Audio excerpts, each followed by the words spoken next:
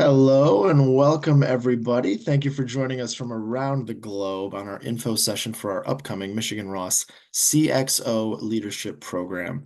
My name is Sean Whitehouse. I'm a program director here at Michigan Ross School of Business and Executive Education. I do have the distinct pleasure of introducing Brad Killaly. He's Associate Clinical Professor of Strategy here at the University of Michigan Ross School of Business. Brad also served as the Associate Dean for MBA programs at Ross. His research focuses on healthcare, efficiency, and innovation. Before academia, Brad worked in investment banking and corporate finance, designing the first strategic planning enterprise for a global bank. Beyond the classroom, Brad collaborates with business leaders around the world to design and deliver seminars, executive educational programs, and strategy formulation engagements for a number of privately held and Global Fortune 1000 firms. Brad will be teaching in our upcoming Michigan Ross CXO Leadership Program, which is a 6-month journey exploring multiple forces that are transforming the modern business landscape and workplaces with a particular emphasis on innovation, execution, and leadership. Today, Brad's going to be discussing innovation strategy. We're very excited to have him with us today. Again, welcome everybody. And with that, I will hand it over to you, Brad. Sean, thank you so very much, and welcome everybody for joining whatever time zone you may be in. I am currently in Ann Arbor, Michigan, and it is a chilly.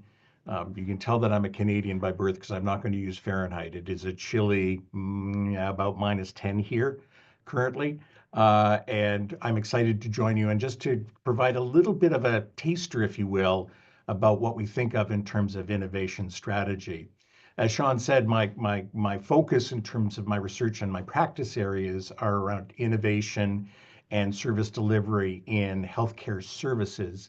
But the principles that we're going to discuss, and as a lead into the innovation strategy session, are general principles that we can apply across multiple different contexts.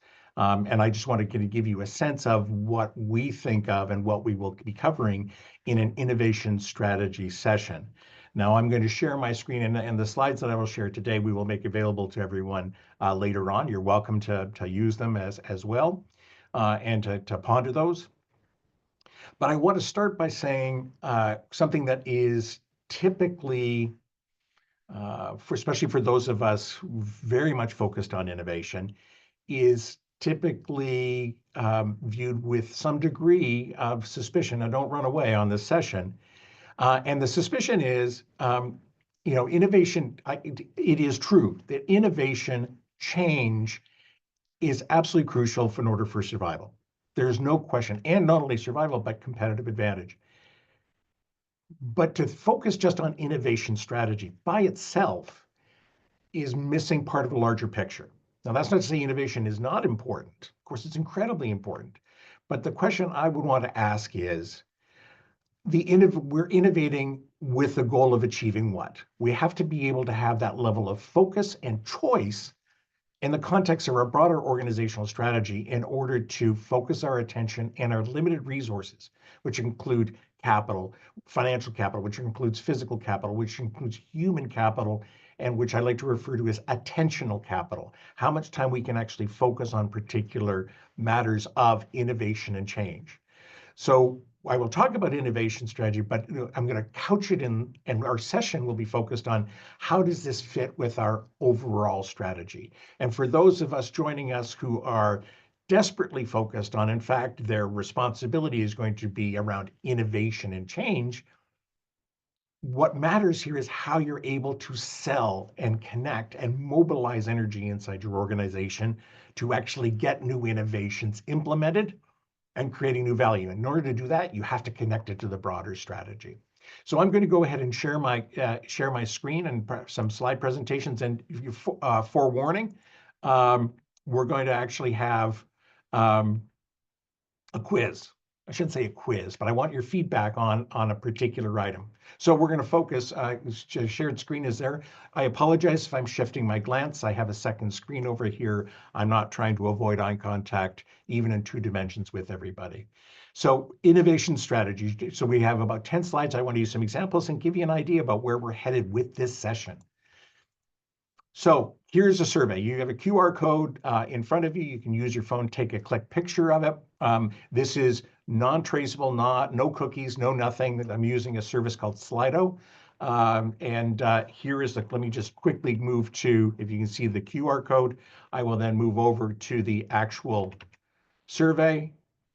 And the question is, of the global 500 list of companies, global 500, how many were on the list in 1995 and in 2020? So this is it. They were on the list in 1995 and they were on the list in 2020. Now I'll also I'll show you the figures for the North America, the Fortune 500 ones, which are biased in favor of North America and Europe. But I want the global one is actually more compelling. I mean, shoot, the business is global. So as you can see, I've probably been a little bit, instead of asking exact numbers, I've kind of bucketed the choices into 0 to 124, 125 to 249, 250 to 374, and 375 to 500, just to get a sense and the theme of where we're at. So I also am very conscious of not wanting to have herd behavior, because I certainly would do that. I want to see who would move first if didn't have an idea. And by the way, I'm not coming back to ask individuals questions because we're not tracing who's answering what. So here we go. Oh, 0 to 124. And look, here's the takeaway, and get that out of the way. I am glad no one said 375 to 500. That would be a bit of a stretch, and even over 250.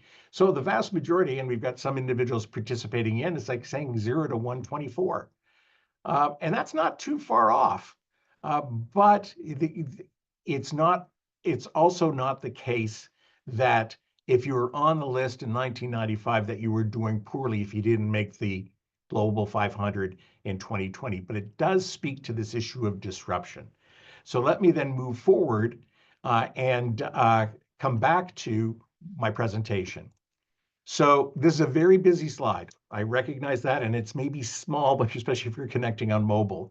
But I want to highlight one thing about innovation: disruption and disruptors. We love using that term, but disruptor, especially for those incumbent firms and companies, does not mean demise in any way, shape, or form. But we do have to be thoughtful about how we're going to strategically approach disruption in our industry.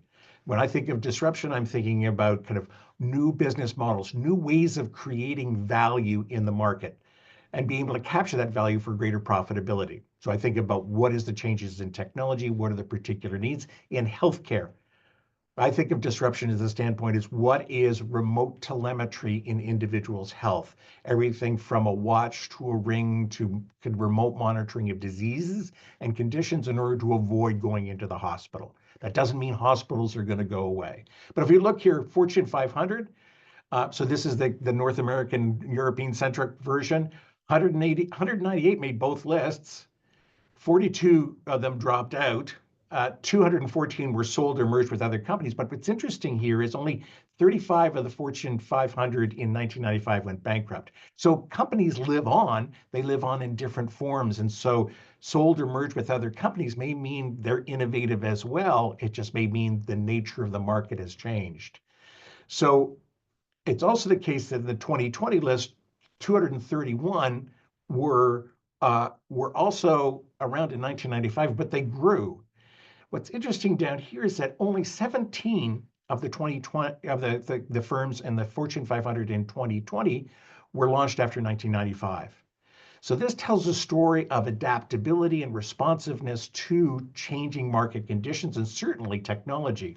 Over here with the Global 500, the number is 164. They were on both lists. So it wasn't quite as disruptive as we think, as we were responding in our surveys. 150 dropped out. They may be performing really well, right? Big does not mean winning. I mean, it has benefits of scale. And 324 existed in some form in 1995. Again, only 12 were launched after 1995.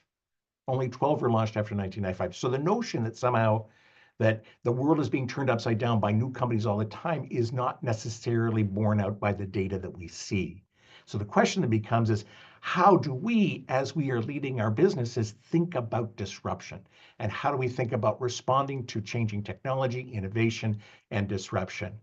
Well, in our session, we'll do an exercise on thinking about, for our particular businesses and those we lead, ways of responding to disruption in the marketplace. And in many respects, each of these carries risks and benefits, right? You can think of being offensive in terms of growth and defensive to protect existing market positions. And focusing, you think of defensive on existing market positions, defensive by growing the existing business and the existing business model in new markets. So this is scale, grabbing more territory with what we already do. We can be offensive and kind of embrace that disruption, but still focus on new markets, existing markets and segments. So here, and I'm thinking this would be the steel industry and thinking about carbon capture and sequestration. I'm going to stick with steel, but I'm going to figure out how I can use technology to actually not only, I shouldn't say disrupt necessarily the manufacturing of steel, but address risks and opportunities in the eyes of customers.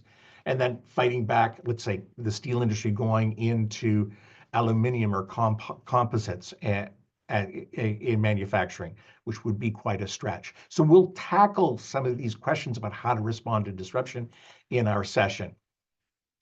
So I'm going to use some data-heavy slides.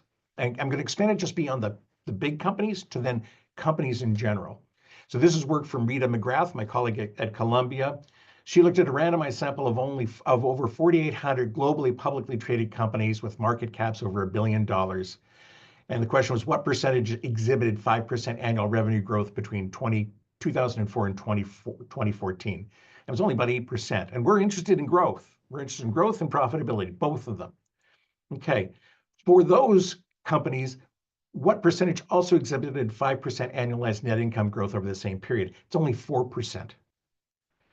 Right? So of the 2,347 firms, only 10 grew revenue 5% per annum in each of those 10 years, and only 2 of them were able to improve overall economic performance. In our session, we will look at the importance of strategy and innovation in achieving those. And what she found, and we think about innovation and kind of both for the purposes of top line growth as well as profitability, the common themes of those companies that are able to achieve both is this tension inside organizations about being rapidly adapting to changes in the market, right?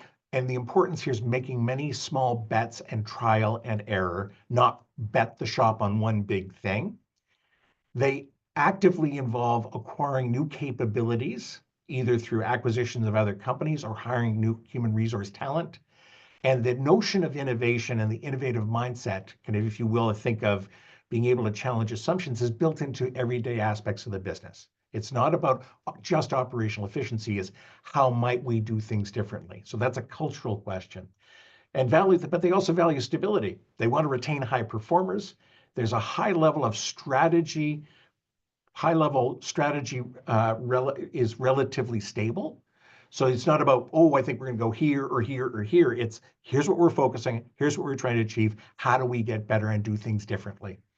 And then they also all have a reliable customer base. They're terribly close and tremendously close to their customers. So for our theme for our program, we'll talk about 3 critical themes of innovation strategy. Number 1, it must be aligned and embedded in the company's strategy. 2, innovation strategy demands choice. It's not about responding to everything in the marketplace, right? And kind of like every possible change that could be on the future and on the horizon with foresight for our company. It's about making choices of taking that scarce capital, physical, human, time, financial capital, to focus on how is it we are going to win in that marketplace. And to win in that marketplace and those markets, we have to be clear about what our strategy is to begin with, the first one. And thirdly, innovation strategy demands clarity, specifically being very clear about what and why what we're trying to achieve and why we're trying to achieve it. And that anchors back to strategy. Are we focused on growing market share, improving a customer base, improving customer value? Are we interested in rapidly and discreetly transformatively reducing our cost structure while still achieving exactly the same level, if not more, of higher quality delivery. In the healthcare environment, this is about practicing Lean and Six Sigma and other practices of data management with respect to the overall covered lives. So driving down costs, but still improving outcomes. And always with innovation, how will this position us to achieve a competitive advantage? So I know this is foreshadowing kind of the mental model that we'll use with respect to strategy, being clear about our goals, where we're creating value, how we're creating value, and how we're going to execute, and where does innovation fit in terms of driving competitive advantage. I know this is word heavy, but this is the theme and the mental model of strategy and innovation strategy we will use. And when I'm talking about clarity in our session, we will collectively and individually work on how do we create a clear strategic statement that drives innovation.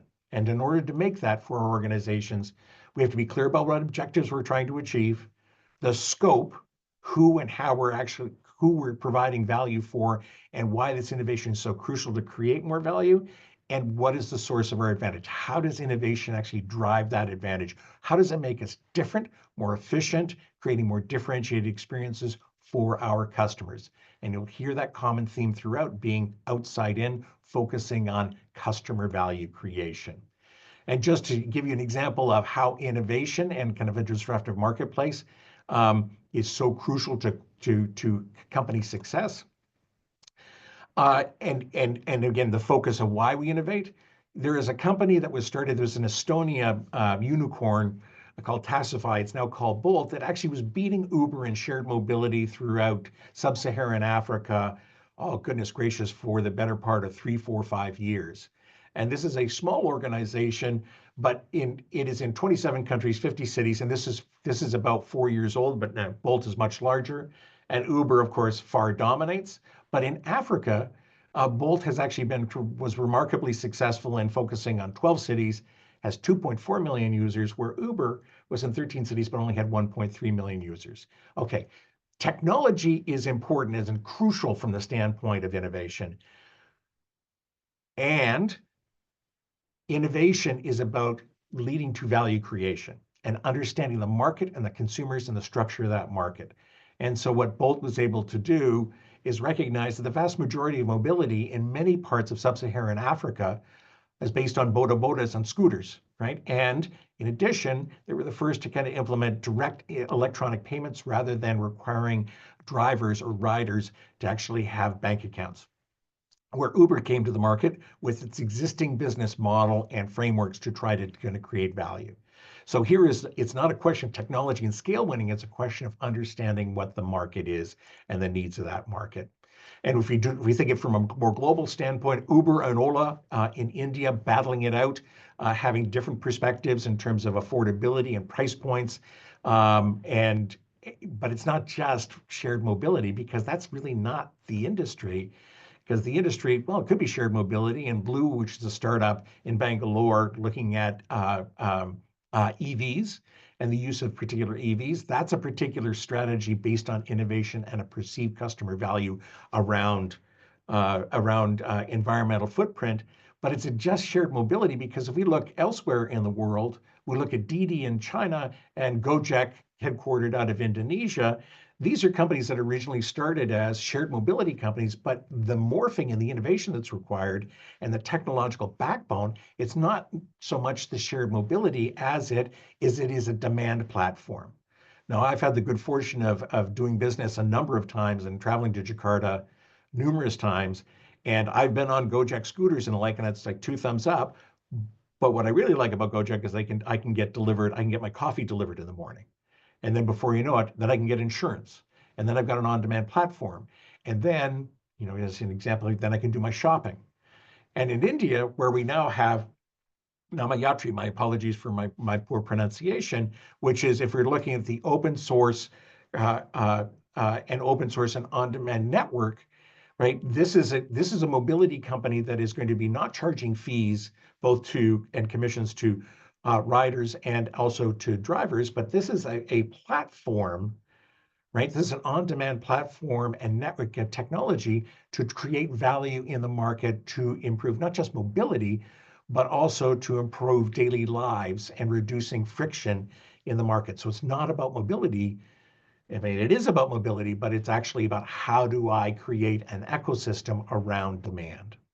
So that gives you a sense of where we will head with our sessions. And again, couching it in the importance of innovation in the broader context of strategy.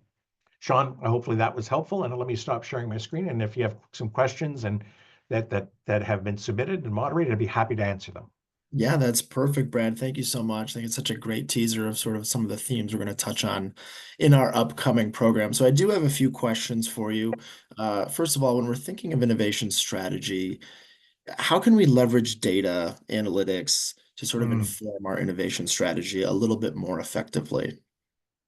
right. And so uh, there is a, I'm trained as a statistician and kind of an econometrician originally. And that should probably don't I'm going to talk about econometrics. But I mean, I love data and I love being able to use data to find insights. I'm going to turn the question a little bit on its head. I think what's crucial from the standpoint of innovation is being crystal clear about what data we actually want to secure and where we're getting those data. So, and by which I mean I have a bias, and I think it is a defensible bias based upon data and evidence, is that I want to know where I'm going to get data, and that data is coming from the market. And it's coming not only that, but what are consumer trends and consumer needs with respect to particular goods and services. So I frame the notion of leveraging data as in I'm desperately interested in the analysis, but I'm more interested in what questions we would want to ask to understand and inform the insight and data we need to collect to think about evolving trends and needs in the marketplace. Um, but we will address questions of competitive benchmarking. We will address scenarios. I won't go into them in great detail, but the importance of using scenarios and data associated with that, how we might have wide scanning for opportunities and having foresight. But we will not in the session getting into data analysis, but we can talk about what types of data we would want and how we would potentially use that to inform how we would focus our attention on innovation. Perfect. And very much looking forward to that in the program. So, another question here is you gave some good examples in your presentation, but can you think of some other success stories of how established companies have effectively adapted their innovation strategies to sort of remain competitive in the face of all of the disruption that we're seeing? Yeah, I will use one immediately, and I foreshadowed. I said Tata Steel, but I will use a company that is headquartered here in the United States, and this is Nucor Steel. This is a company I know relatively well. So this is we think about innovation. This is a company that is leading in the global market with respect to its green footprint, right? And so they have just started a joint venture with ExxonMobil to do carbon capture and sequestration at a steel mill down in Louisiana. Now that doesn't sound necessarily all that interesting and innovative from the standpoint of when you think about broad scale technology, but I think we have to think about it from the standpoint of I'm in an existing business and how is it that I adapt new technologies and new perspectives to respond to the evolving demands of the marketplace and my particular customers. Um, and I think from the standpoint when we start thinking about um, healthcare and health innovation, where we see so the question of the new entrants as well as existing companies, we see a tremendous amount of effort in medical devices and the competition from, say, Apple with respect to remote telemetry and managing of individuals' health, is we see healthcare systems and as well as insurance companies very much interested in the management. And here's to your earlier question, the management of their covered lives in terms of how they change behavior and how do they monitor their health on an ongoing basis to create healthier lives rather than how do I deliver more healthcare? So the Mhm. mindset shift that in healthcare, and this is really a common trend throughout the world, is, and it depends upon the reimbursement system, but is if I'm running a healthcare system, the source of my revenue and the source of the value I'm going to create is about how I treat my patients and how to treat them better, how do I treat them more efficiently, how do I get them in and out and on their way and safely without reinfection afterwards. Okay, but if you actually have funds at risk associated with treating those patients, then what you want to be able to do, see if you get an insurance side of the business, is you want to be able to not just be transactive in the market and deliver care if someone, say, has a broken wrist. You want to Mhm. say, okay, what's your rehab plan there afterwards? How do you live a healthier life? How are you going to monitor your ongoing health? And if you look in pretty much any market in the world, national market of the world, the broad trends are how do I keep people healthy when they're faced with diabetes, hypertension, and upper respiratory diseases, which are the trifecta Mhm. of healthiness in marketplaces. So if I'm a hospital, I'm thinking like, okay, I get to treat more individuals with diabetes and infections and heart attacks and stuff like that. That's not the right mindset. The mindset here, and you look at this innovation, is how do I create healthier lives and engage with technology providers to support individuals to leading healthier lives, which means I probably need less beds, but I got to deliver better services that improves the quality of people's lives. Those are just two examples.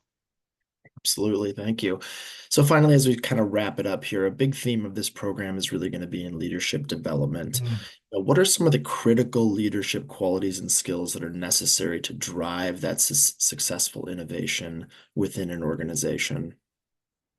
So, uh, three C's: clarity, communication, and connectivity. Those are the three leadership behaviors I think are absolutely crucial from leading strategy as well as and leading innovation strategy. So clarity. Clarity does not mean telling people what to do. And this is the challenge as we as leaders and as especially we rise up through organizations, we want to do things and give direction on how to do things. That's not what we're interested in. What we're interested in as leaders is clarity. And that clarity has to come around strategy. What are we trying to achieve? Where are we going to compete to win? And what resources do you need for the team that you lead in order to create that value, which includes innovation? So that's number one, clarity. Number two is communication. Communication, and we'll talk about this in our session, is not going to be about here is a detailed action plan for the next 10, 15 years. And for your particular market, if you have a particular business or a geographic market, do these things. This is not about communicating that. It's about communicating that clarity about those goals and consistent clarity about those communication about those goals. Now, the last one is connectivity. And connectivity means how do I connect individuals in my organization with assets and interest and knowledge about innovation that can be helpful for creating new products and services or refining operations in a way that we can actually innovate. So, in other words, it's not just about innovation, it's about do I have clarity on my strategy and it's also clarity. Can I communicate that in a compelling and clear fashion that allows individuals the latitude to make choices about how to create new products and services or invest in processes? So clarity, communication, and the last one is connectivity. Can I connect to other resources in my organization and other people who can help me solve those problems and really capitalize on innovation? And that's very different when you think about innovation, especially around technology, which is roadmaps and project planning and gates, and all of that is really important. But from strategy, it's about how do I mobilize my team, my people in my organization to achieve great things. And that focus should be, again, my bias is how am I creating more value in the market? Perfect. Well, Brad, thank you so much for your time today. We really appreciate it. And thank you to all of you for joining us from around the globe here today. We hope you'll join us for the upcoming Ross Leadership, CXO Leadership Program coming up later this month. And more information will be sent out to all of you for joining us today. And with that, we bid you adieu. Have a good rest of your day, and we hope to see you in the program. Thank you so much, Sean, and everybody. And just as a foreshadow of their program, it's not a lot of lecture, it's a lot of activity and a lot of tools that we can apply and connect with each other on. So this is about active learning, most importantly, which Sean and I both know is crucial here at Ross. So I apologize for jumping in at the end, but I'm grateful for the time you're able to spend with us, and I hope you can join us for our program. Absolutely. It's going to be a good one. So thanks again, Brad. Thanks for all the participants today. We'll see you soon. Bye bye.